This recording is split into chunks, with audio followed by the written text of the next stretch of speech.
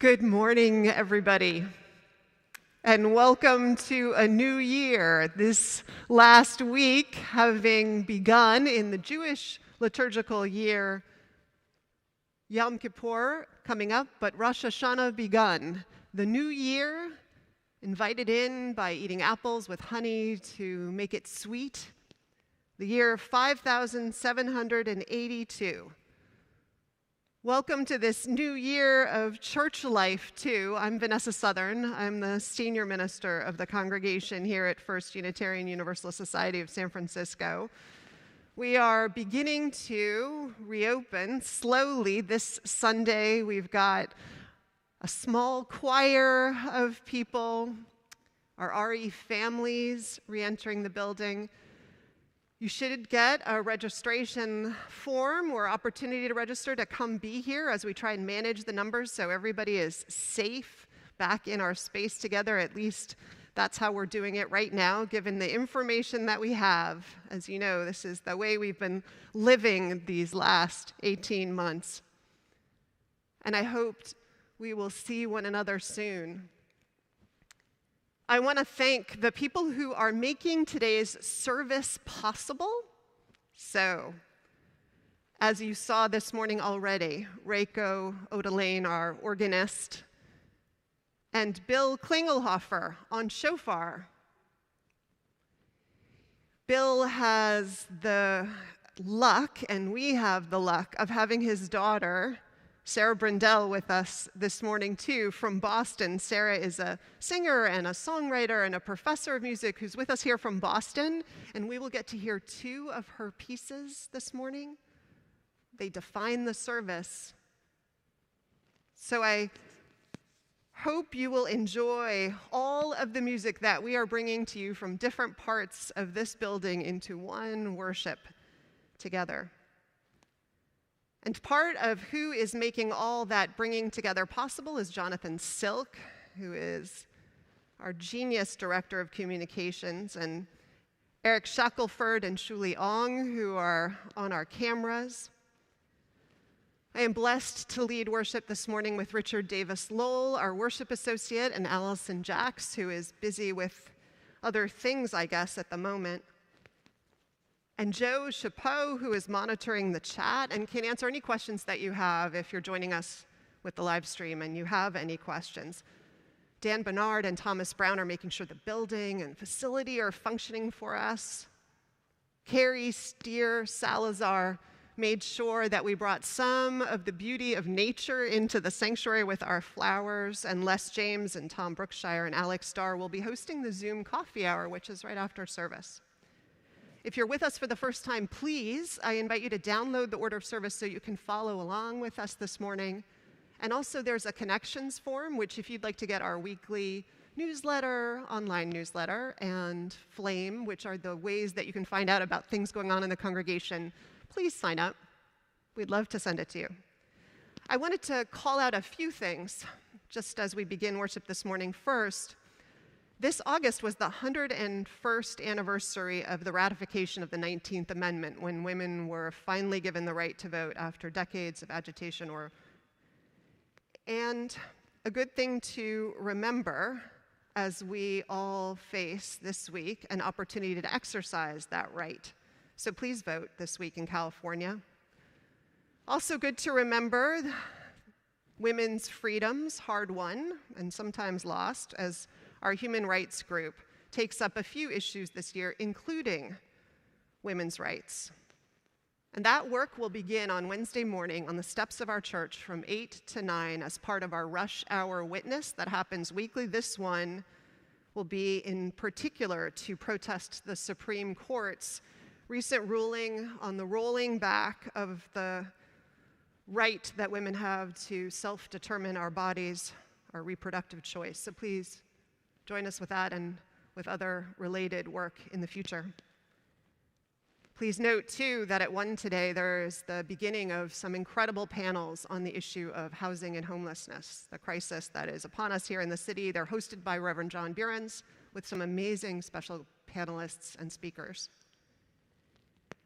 I wanted you to also pay attention that these next few weeks are your time to sign up for a small group, which is an intimate group where you can have rich, deep conversations, I think, about the kinds of things that we come to religious community seeking to dig into together. So please sign up. They'll start in October, so see the opportunities that you have there and reach out. And also, something that didn't get into our flame this week, which is that Amy is going to return with her offering of the incredible Wednesday night yoga program. It's at 7 p.m., this embodied spiritual practice. So just check out the registration form that's necessary and fill it out so you get the link and can be part of that.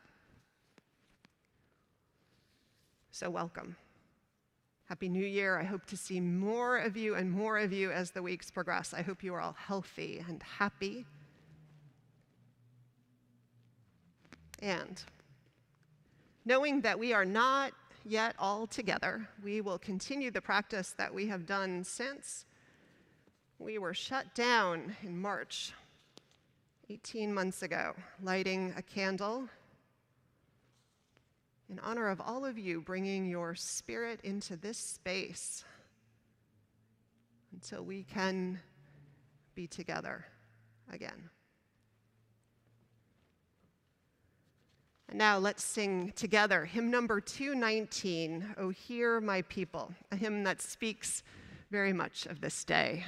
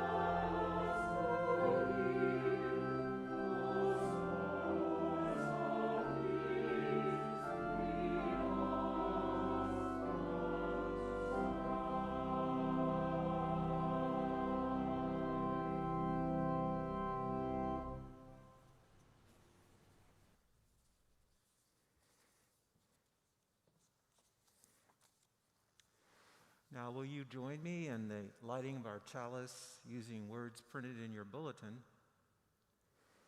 We light this chalice for the light of truth, the warmth of love, and the fire of commitment.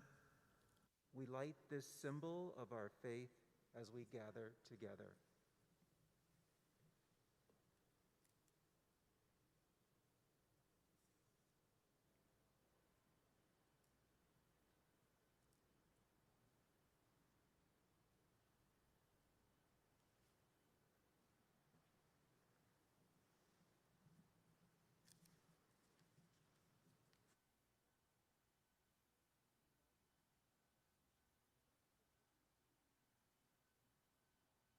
Alyson was supposed to be here with me, but let me just begin. I have my prop. I didn't get it finished, but I thought I'd make a book of life, since what we talk about during Rosh Hashanah is the fact that each year we write into a book of life our deeds, and then at this time of year we spend some time reflecting on them, thinking about how we change them before the book is sealed on Yom Kippur.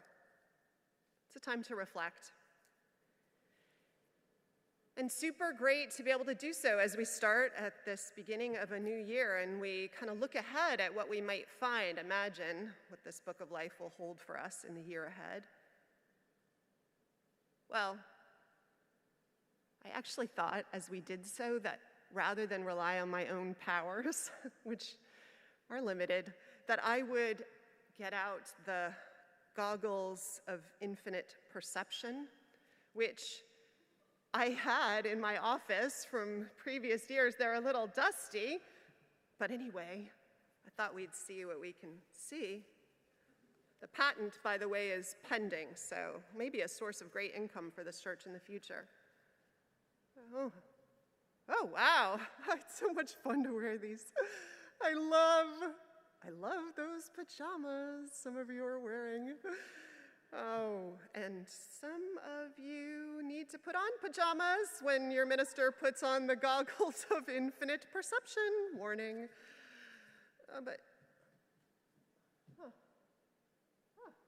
That's odd. There's like this wild energy and light behind me, but really it's just ordinary candles, and it's kind of all over, and well, that's weird. Well, if you don't mind, I mean, it's a little hard to see with these, but I mean, if what we're looking at is, the future, I mean, that's so much more energy than I have, seen in the last 18 months that I'm just going to see if I can figure out what it is. Just excuse me. Wow, this is a little treacherous. You can try it sometime yourself. Huh. Wow, this light is amazing. I mean, it's like vibrating and it's pulsing and it's just incredible. I mean, what is it? It's Vanessa! Look who's here! Look who's here! oh my goodness! They, all of you look so gorgeous. don't they? They do. It's the first day of Sunday school. Oh, right. That's what It's the first day to welcome our families, our children, and our youth back. Say hi, everybody. Hey. It's so great to have you here with us this morning. So today marks the new church year. Wow. I hear myself. I know. I think excited. Hillary figured it out. So today is the beginning of the new church year. After this long hiatus since we've all been together, it's pretty exciting to have our children back here together. Sadly, we weren't able to have waffles together this morning, but Courtney has made special treat bags that has waffle mix for everybody to take home. Lovely. Thank you, Courtney. Oh. So even though things feel different, there's something still really sweet in the air. Well, do you feel that? I do, and it's totally appropriate. We were just talking in the sanctuary No, about. we were busy here, but Yeah. maybe you mentioned something? Well, it was about the fact that it's just the Jewish New Year and Rosh Hashanah just passed, where I don't know if you remember, but you eat apples with honey, and it's this idea that you usher in the new year, which is supposed to be sweet. Right, right. So- Well, as I said, things definitely feel sweet here, having everybody back here at church. Here on the playground, our first time doing this kind of gathering. Did I show you what I made for my prop? Alyson loves props, so I do. Oh I my had gosh. to show her my it's prop. the Well, book. I it's didn't the finish book it. of. I ran So out of time. I'm not used to doing lettering. Right. But So I think you were mentioning Huh. something about in the Jewish tradition they have the Book of Life. So, given it's the new church year and it's a very special one, having us come back together, I have an idea. How about we call that the Book of Our Lives? I like it. Yeah. And you know what's interesting is that I had people, I didn't even know you were bringing this, but I had people write down dreams that they've had for the coming year, maybe in a word or a sentence. And so they've got them, and maybe what we could do is start the first chapter of the book. I like that. So maybe if you want to just set the book, I've got this lovely table here. Wow, that is a lovely table. Maybe someone can finish this off for me. There we go. Wow, I love it. So I'd like to start with the younger ones. If they wrote a post-it that they have with them or they've left up on the board and you want to bring it up and put it in the book of our lives, you know, we're collecting our dreams, the dreams for this community, and we'd love to start hearing what your dreams are about this year. So young ones, slightly younger ones, slightly older ones, come forward, don't be shy. You don't mean dreams like when you dream that you came to church? Yeah, they put them all here on the board. I saw you right there. Okay, anybody who has a dream that wants to put it in the board, please come forward. Well, and we can also leave it out for a while too. We could. Yeah. But I know people wrote lots of that's a things good idea. down. Flip I that wrote page. one down. Did you? I did write one down.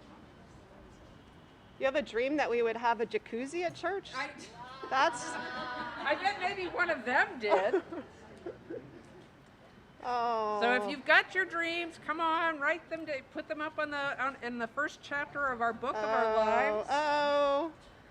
I see some mention of a dream of hugging again. I totally am with you on that one. Oh. Yeah. Health and peace. Oh. I can't read upside down so well. I know someone had a dream that the about pandemic getting some is special over. playing That's for cards sure. after church. That sounds like a Playing good one. cards would be good. Ooh, play jazz. That would be good. That would be very good. We can have a jazz Sunday. I love this. So do other people have any that they want to bring up? It looks like we have a few people who wanted to write to get them included in our story, our book of our lives. Well, and the Book of Life is just starting today, so yeah, and it's going to have weeks ahead. We're going to have it out here every Sunday, so if you've got more dreams, you can add them in. And you can flip the page if you need more room. I'm with you, Robert. Have fun. That's a good dream. I'm sorry, Robert Jr. Yeah, I know what Robert Sr. said. Yeah, end of peace, exactly. Lovely. Well, thank Connection, you all for bringing your creativity. dreams. Yay. So everyone, if I can have your attention, because it is the start of the church year. Get all A's, says Karina. All right. Get all A's, yeah. That's a good one. It is. So as we've done every year, we have a blessing for the start of the new church year. I just want to give Karina an A in church. You have it right now. That's right. It's done. You all get A's for being here at church, I think. So I'd like to have the children and youth kind of gather sort of in an inner circle and the parents come in an outer circle. So just kind of organize yourselves. Yeah, just kind of get in a circle and parents on the outer circle. And if parents need to be with their kids, if that makes it more comfortable, that's fine. And you have to do it fast or church will go overtime. Yeah. So quickly, everybody, we need you to, remember how it was in the sanctuary? We need to get you all in and then parents around. Oh, the herding of cats, that is it church is. life. This I've forgotten how gorgeous and fun it is. There we go. All right. So everybody, now I want the kids to be facing outward, looking at the adults, and I want you to put your hands out because there's so much energy in our palms, and we want our parents to raise their arms as well, palms forward, so that energy is moving back and forth and back and forth. And we want the choir and Reiko and everybody in the sanctuary, everybody at home. home. We want you to have your arms up and that energy flowing, that we're blessing our community, we're blessing our children and youth on the start of this year, our families, everyone who needs a blessing. And now in this ritual that we're going to be doing, there is a refrain. And the refrain is, "This is our story." And so we'll cue you in, but that's what we're going to say out loud together. This is our story, and you'll know when it comes. Vanessa? We come together grateful for the gift of life and the blessings that come from being in community with one another. May the bonds of love and friendship between us grow stronger. This is our story. We welcome back our children and families. May the coming year deepen connections, invite lively explorations, and strengthen our spiritual foundation. This is our story. We offer deep gratitude to our staff, church leaders, our members, and our friends whose vision, whose imagination, whose dedication has kept our community together during these challenging times. This is our story. May our stories guide us as we begin this new year, full of hope, of promise, of joy and laughter. We are bound by this great love that holds us together. This is our story. We welcome you all. May the blessings of community, of friendship, of care and connection be with us all of this year ahead. This is our story. Amen. Amen. So children and youth, you're going to head to class. Parents, if you're going to attend worship, you're going to go out the courtyard into the doors to the back of the sanctuary, and they will escort you in.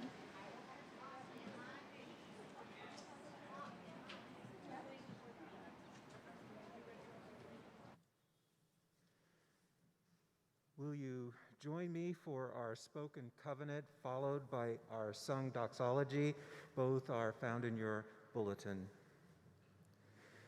Love is the spirit of this church, and service is its prayer. This is our great covenant, to dwell together in peace, to seek the truth in freedom, and to help one another.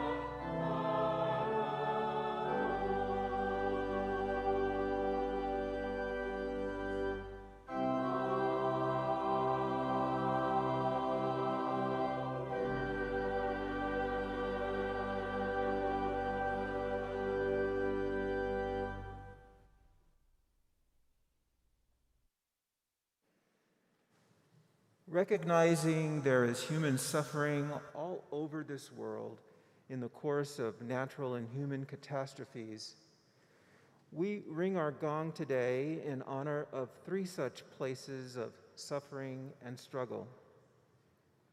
We ring our gong first, as we have since July of 2019, for those lives held and those lives lost in federal custody in our detention camps.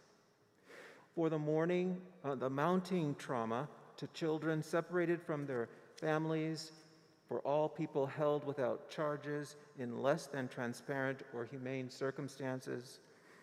In this repeat of some of the most shameful chapters in our nation's and our world's history of xenophobia, racism, and greed, we ring the gong 7 times for this week's of days in which human dignity has been dismissed and our responsibility for that as citizens of this country. We ring our gong additionally once for the losses this week due to COVID-19. This last week, 60,905 people died of COVID globally, 9,644 in the United States alone. We hold in our hearts all of those losses, each one of those people precious and worthy of healthy and safety. And we hold with gratitude all who are working around the world to produce and distribute vaccines and all other efforts to support greater health, survival, and immunity from the virus. Finally, we ring our gong once for those we lost on September 11th, 2001, almost 3,000 souls representing every color and creed of the rainbow. For those lost and those left behind, so much to remember and hold. May we keep those we have named and their loved ones in our thoughts and in our prayers. And may we ease the tide of human suffering this week, however so we can.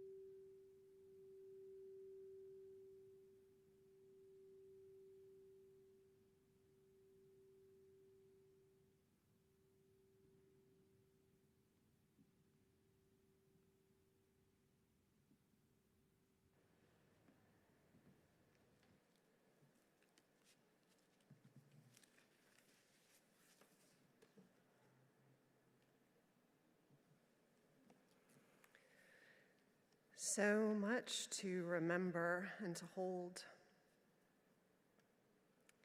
The global, the national,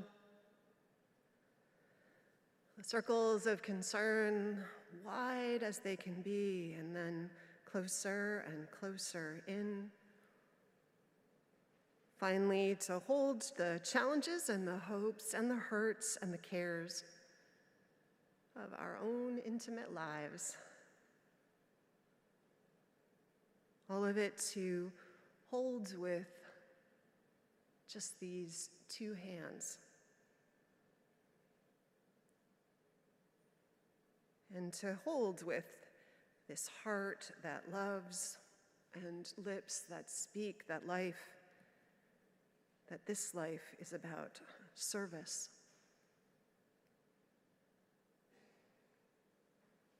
So much we are called to hold and to serve.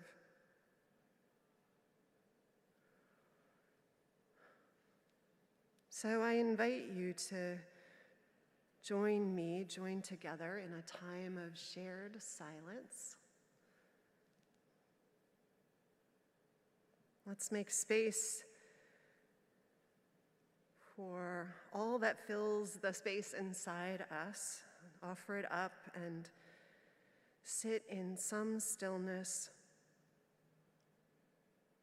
present to all of it and ourselves.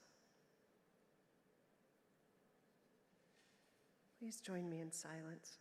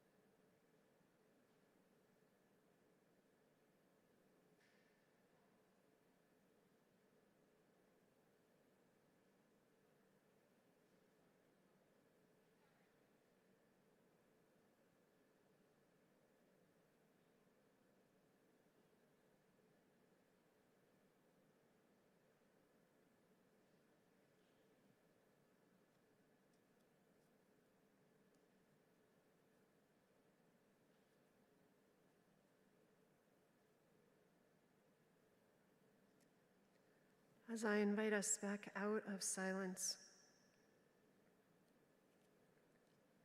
we take back all the obligations and all the blessings that we hold and love and serve, and ask that clarity and strength and joy walk with us.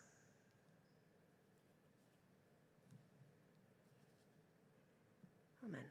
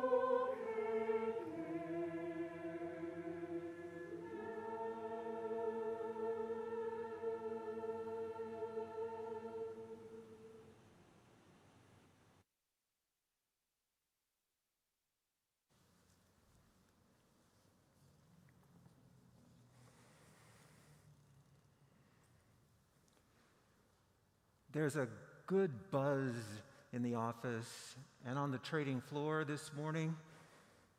Last night, we hosted a big conference, and Diana Ross wowed the crowd.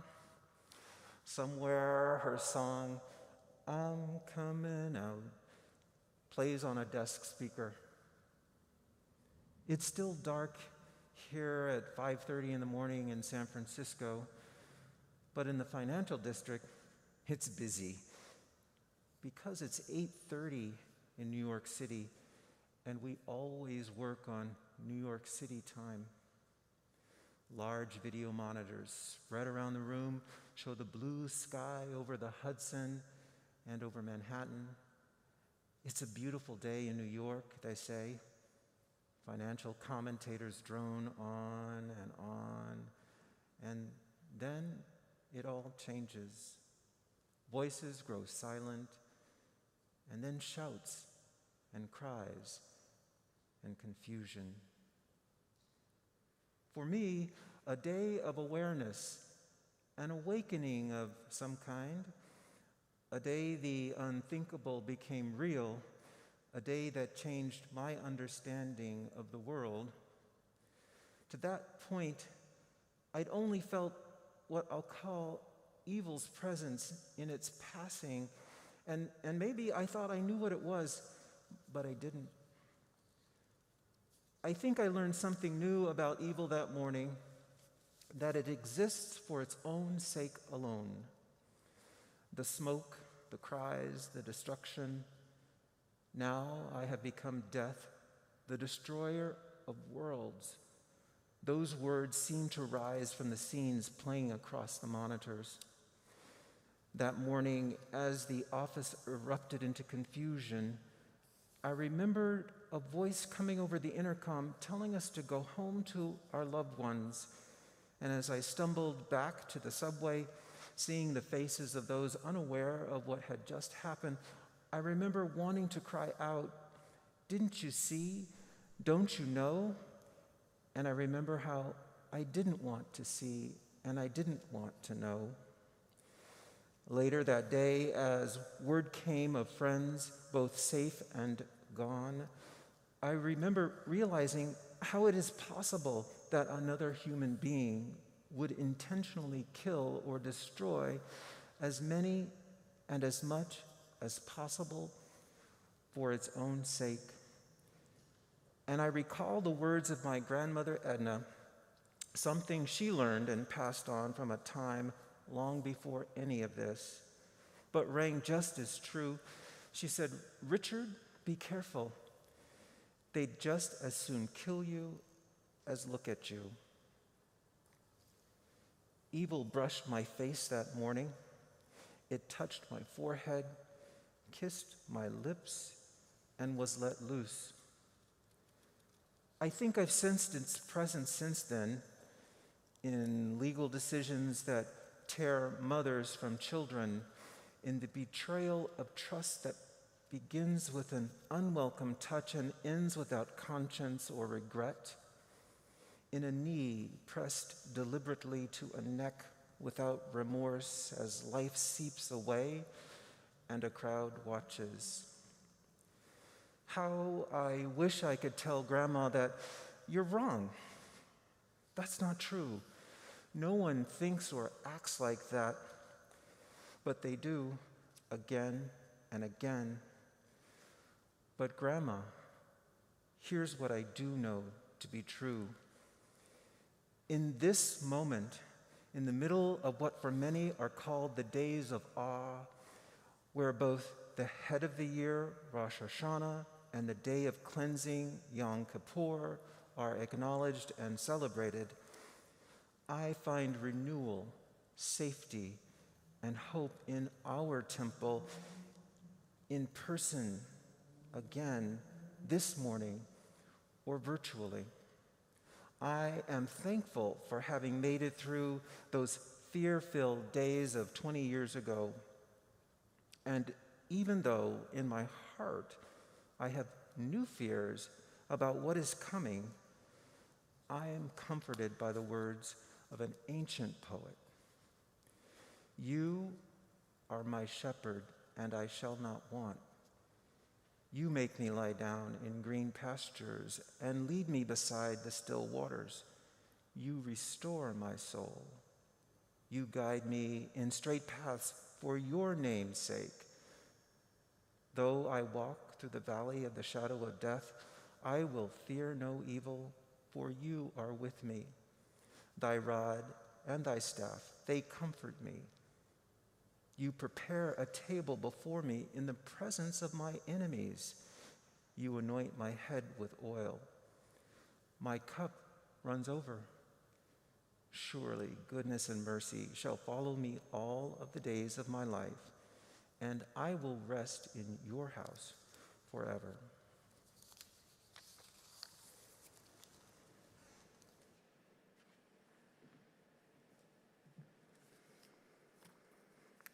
Thank you, Richard.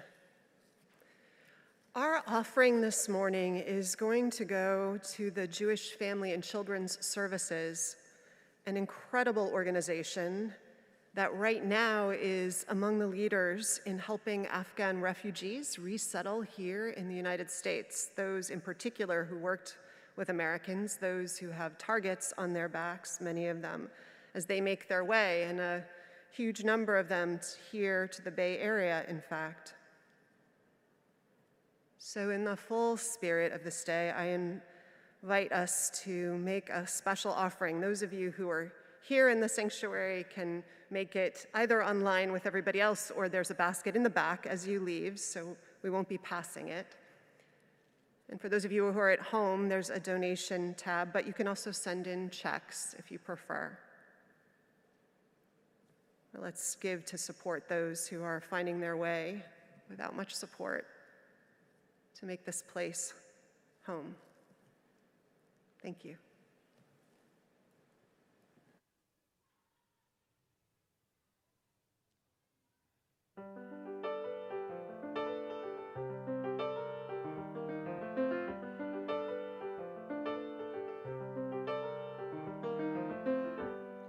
I am a wounded dreamer in a fairy tale.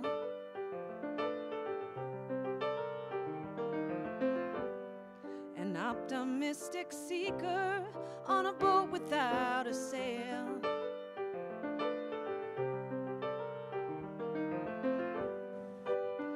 Building sandcastles, but they just keep tumbling down.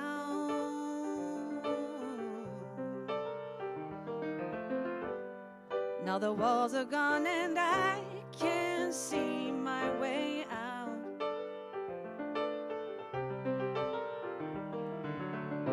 Like a baby finding sight, I stumble as I'm looking through my new eyes. New eyes.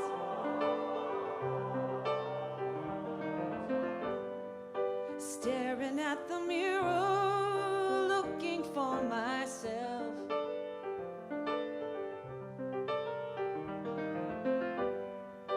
Waiting for destiny to steal me from the shelf.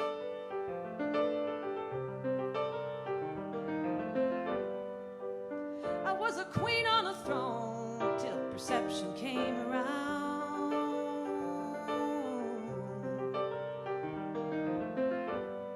Now the mirror's broken, I can't take off my crown.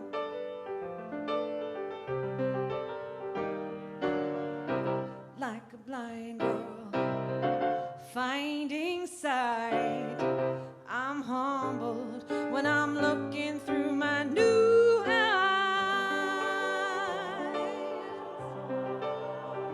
New eyes.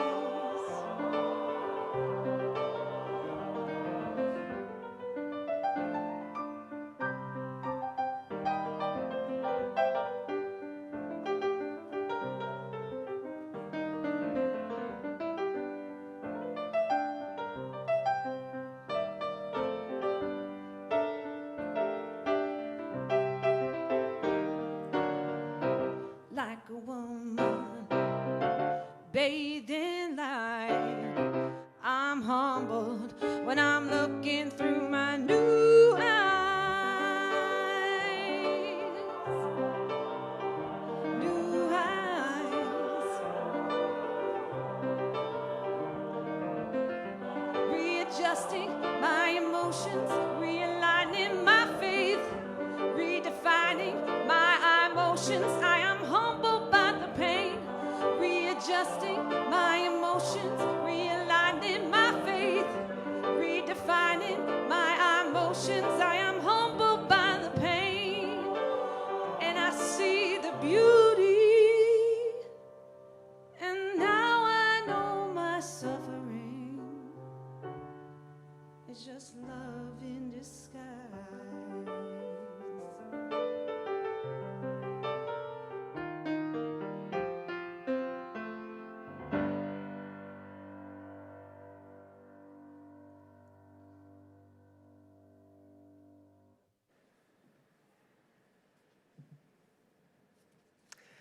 Our reading this morning is a poem by Lynn Unger entitled Blue from her collection These Days, which speaks both to this idea of what the world is and how we see it and our chance to choose how we see it, all kinds of new eyes. Let's call that patch of blue sky a sunny day, and that flash of a blue jay's wing a stray bit of heaven. But why stop there? Isn't that blue recycling bin some sort of hint at redemption? All the ways that we might be made anew? And surely the boy in his blue hoodie at play in the field is a promise that the world goes on. Look around. It could be that the world is awash in blue, and you simply have neglected to notice. Here ends our reading.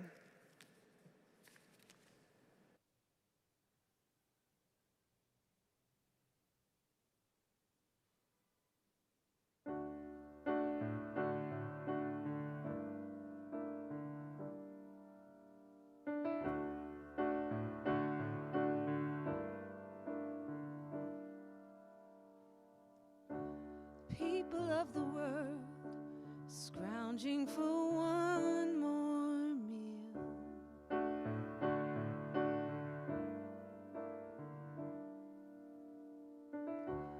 Big man sits on his throne, closing another deal.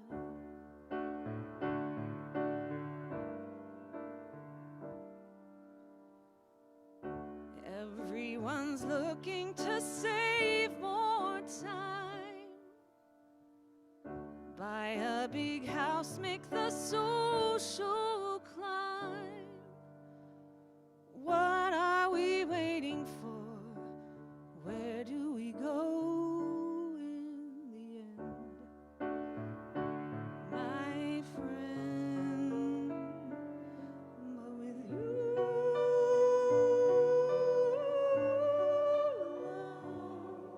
with you alone,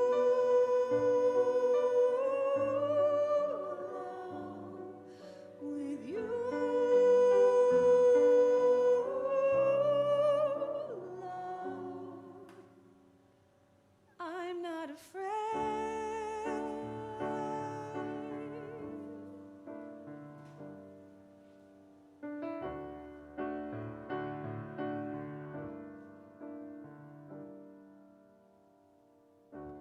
People of the world, stuck in a lonely room.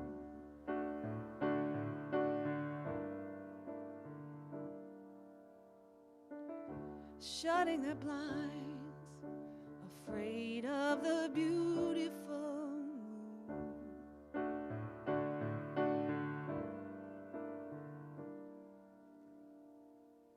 Fixing their eyes on a digital screen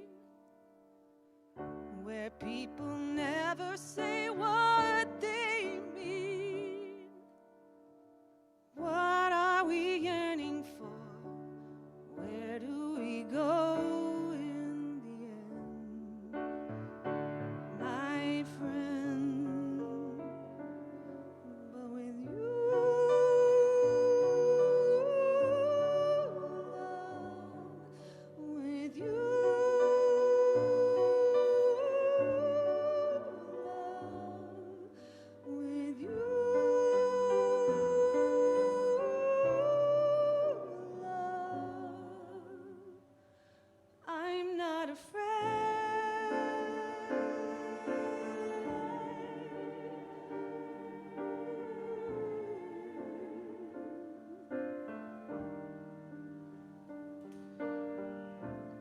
People searching for something to blame,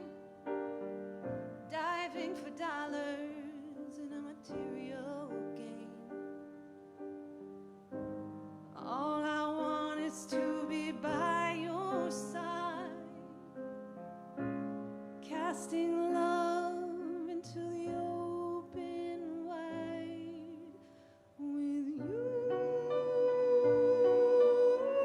love, with you, love,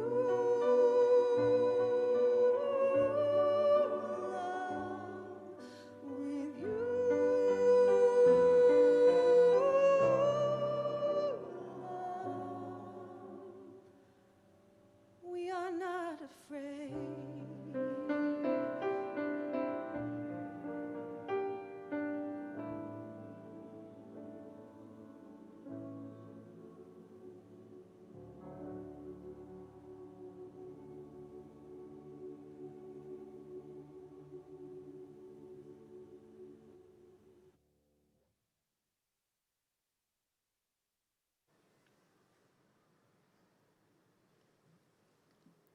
Thank you, Sarah, choir, wherever you are.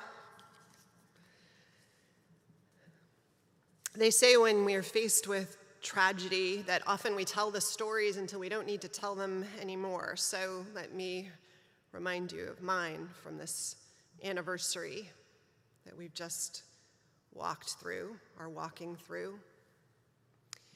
20 years ago, I was 1 month into a new settled ministry in a commuter suburb of New York City. I drove to work with the windows down that morning because it was one of those gorgeous, crisp fall days with bright blue skies. Once in the office, the face of the administrator alerted me immediately that something was wrong, and the phone calls began.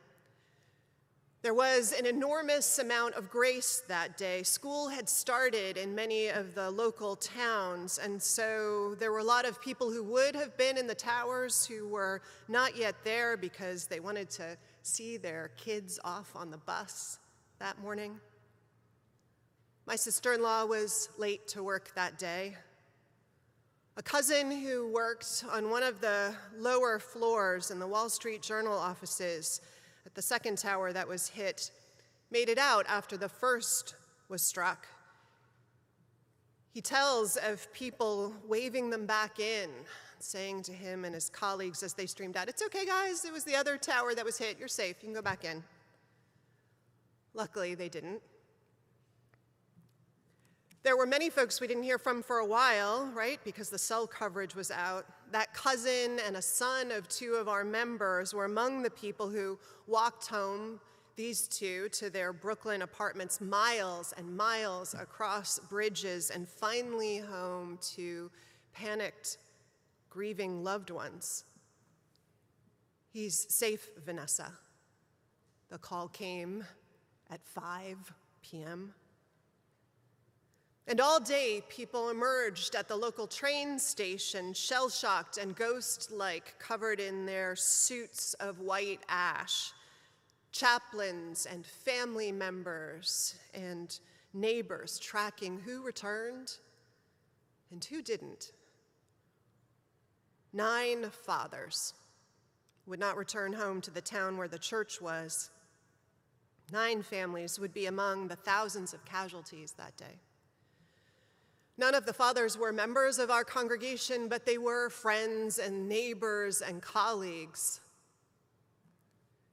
And you all know, none of us escaped. That day,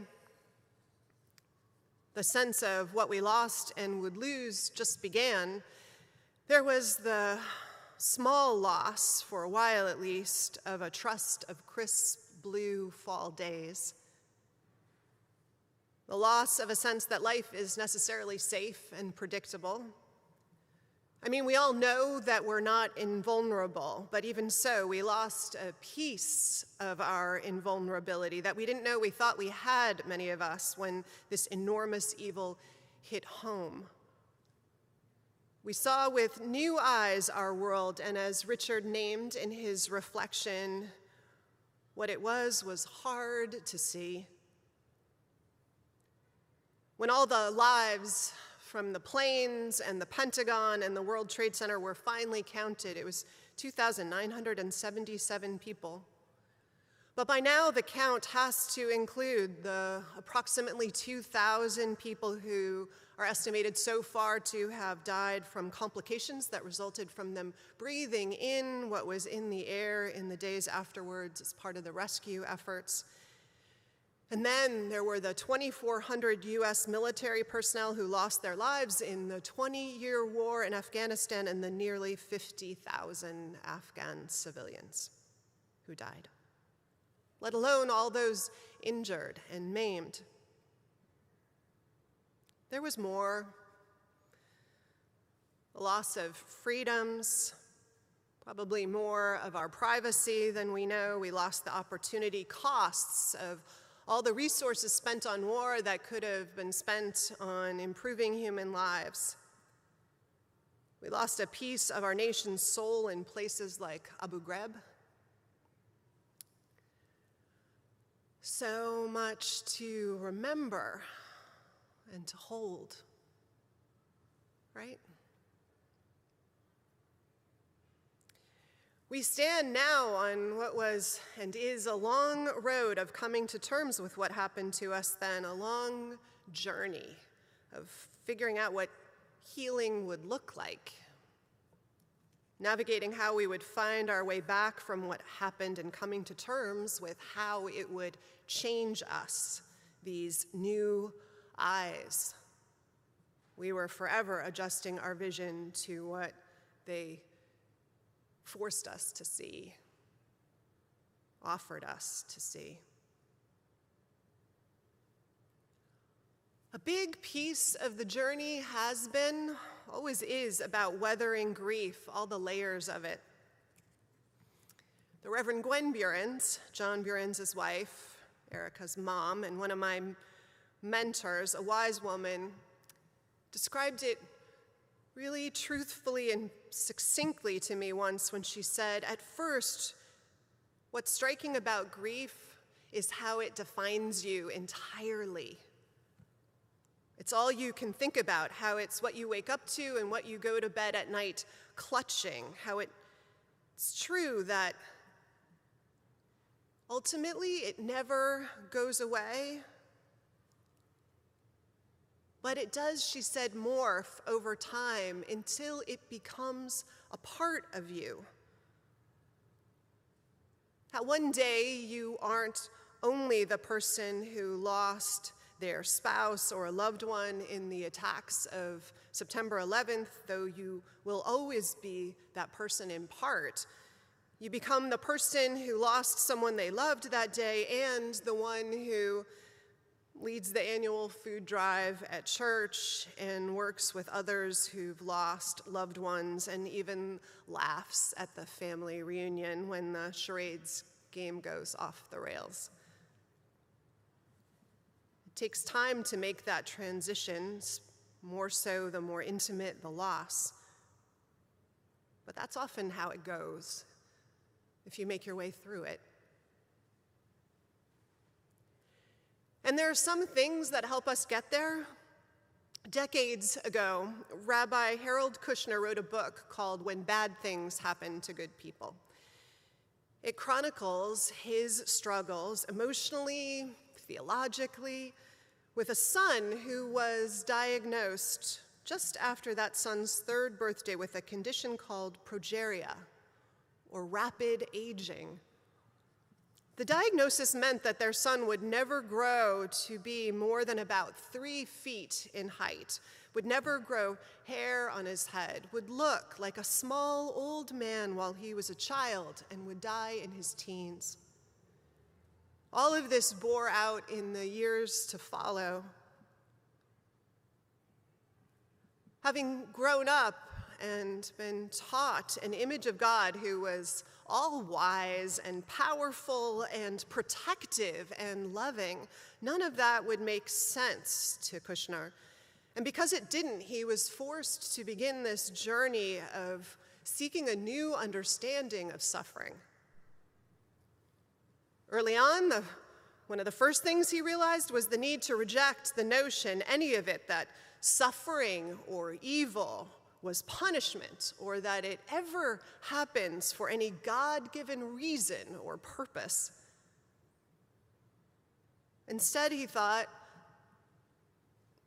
maybe God wasn't the one who caused suffering, but the force of life, however that shows up, however we know and name that, that suffers with us, that journeys with us through suffering. Suffering that is brought on, as it almost always is, by human error or evil or natural disasters or natural processes, aging or the mutation of a virus.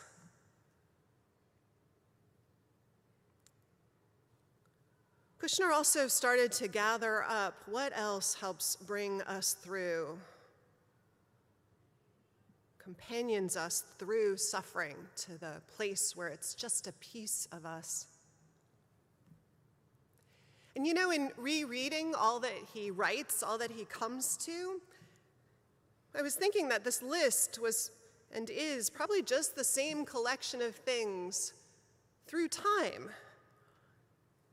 And how I was going to stand this morning, and you were going to be here in body or spirit in the home of a religious community that's been around since 1850, someplace in this city. And I couldn't help but think about the fact of all the things that all of our people have weathered. I mean, just the wars, the Civil War, the war to end all wars, and the war that followed, Korea and Vietnam,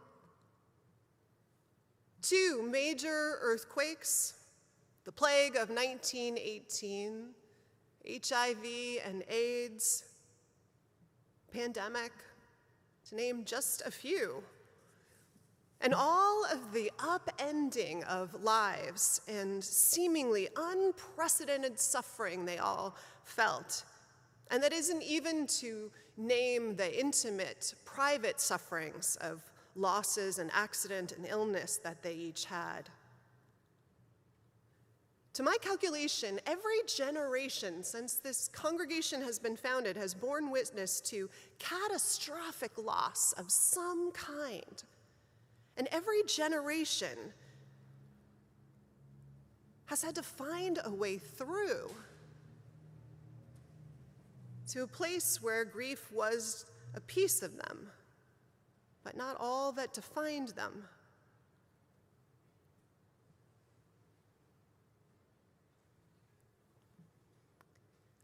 Yesterday, I gave a prayer to open the 11 o'clock shift, one of 3, at a community event that was down at the Palace of Fine Arts, that by the end of the day looked like they were on track to package together 200,000 dinners to be delivered by the San Francisco Marin Food Bank.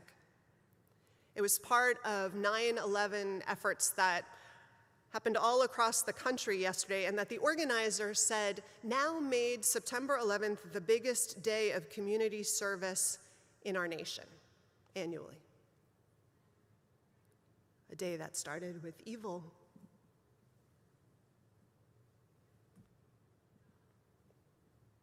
And yesterday, when I ran by to grab a stole to wear at that event, the door was opened for me by someone I did not recognize, who it turned out was a volunteer from San Francisco, from Impact SF, because they were here to lead at cost, meaning we hosted them, this self-defense training for women that they're famous for, that not only helps women, and I suppose they train men too, protect themselves, but also has been shown to promote deep healing for those who have suffered from attack or abuse. And this person who greeted me at the door, I don't know, they just awakened me to the fact that I think we're in a thaw, that life is coming back to our limbs. And our children and some of our choir are back today in a careful calculus of risk that makes me a little nervous, but also I really do want to be back in community.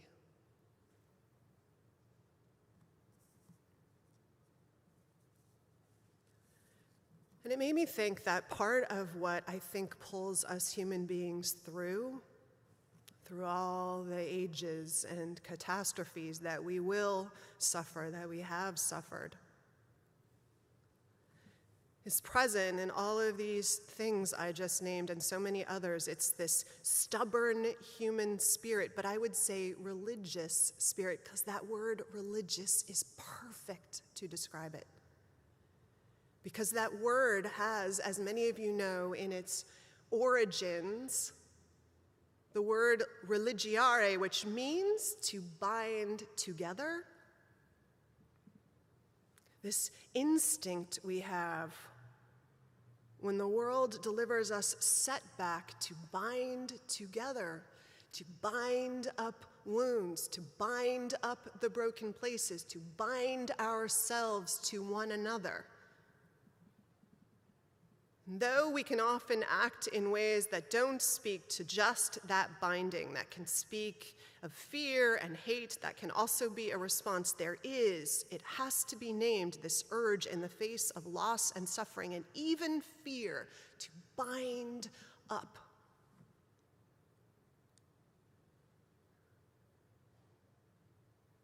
And more of that work is certainly ahead. You can see it, right?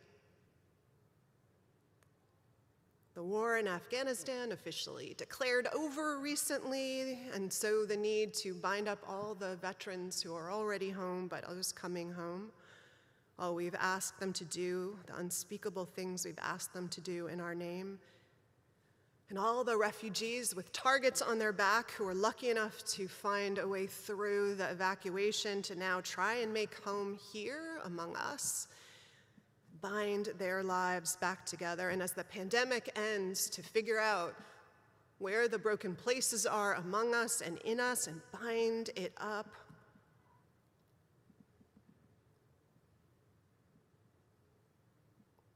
All of this work that leads us, I think, to this place where grief is a piece of us.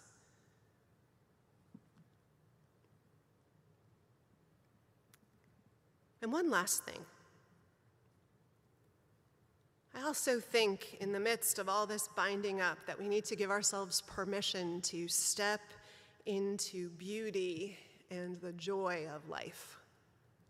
Full-hearted again. We've learned an enormous amount in the last 20 years, and in the last 2, we've taken away wisdom about what matters and faith, I hope, in our own resilience and knowledge about these well springs inside us that maybe we didn't know existed before. And we have been reminded, right, to love deeply and to make memories, because love and memories cannot ever be taken from us. And to put stock in one another, because that's what gets us through together. And that as we do so, we bind up all those who are hurting.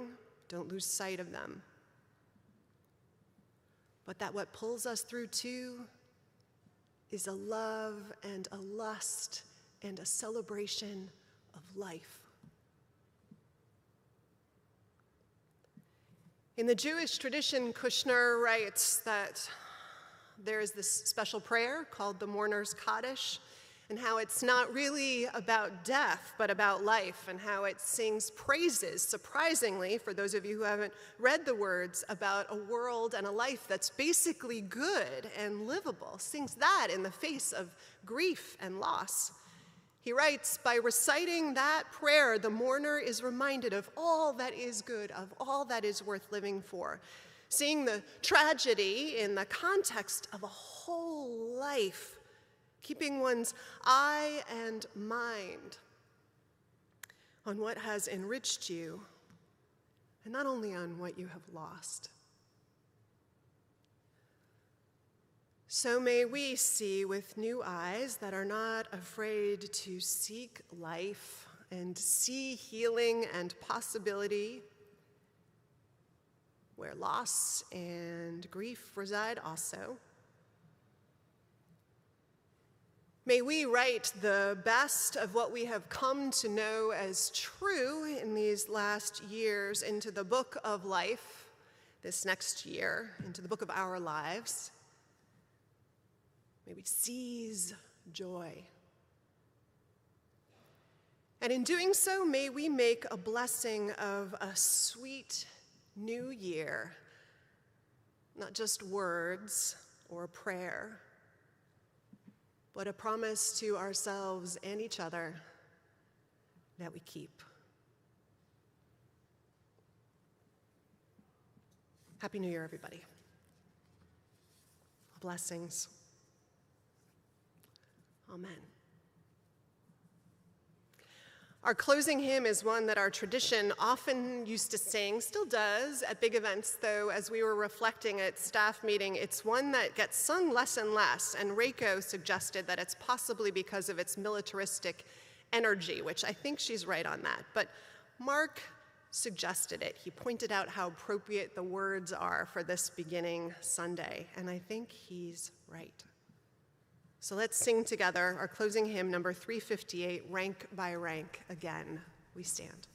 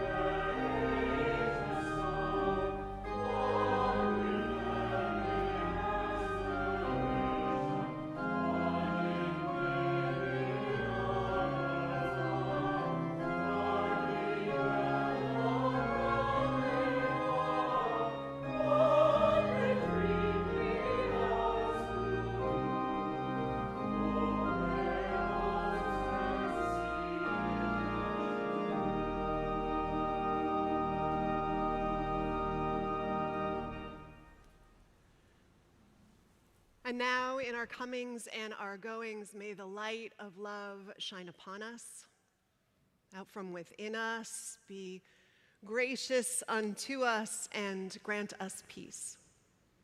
For this is the day we are given. Let us rejoice and be glad in it. Amen.